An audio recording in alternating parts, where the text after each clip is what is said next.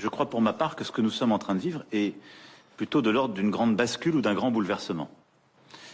D'abord parce que nous vivons, et cela pas simplement depuis cet été et ces dernières années, au fond, la fin de ce qui pouvait apparaître comme une abondance. Celle des liquidités sans coût, et nous aurons à en tirer les conséquences en termes de finances publiques, mais le monde se réorganise.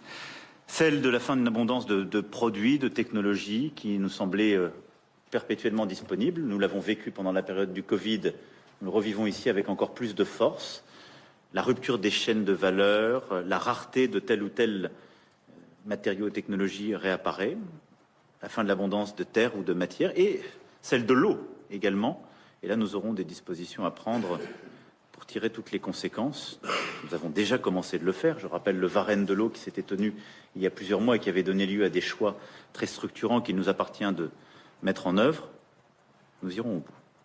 C'est aussi la fin des évidences. Quand on regarde à la fois la France, l'Europe et le cours du monde, la démocratie, les droits de l'homme, si d'aucuns pensaient que c'était la téléologie de l'ordre international, les dernières années auront battu en brèche quelques évidences.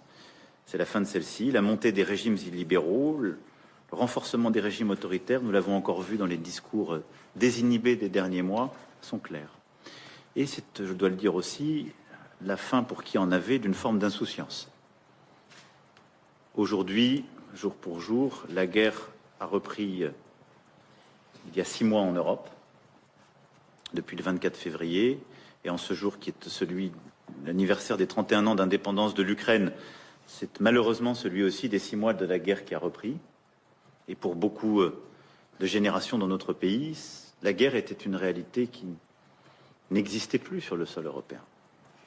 De la même manière, la crise climatique, avec toutes ses conséquences, sont là, perceptibles.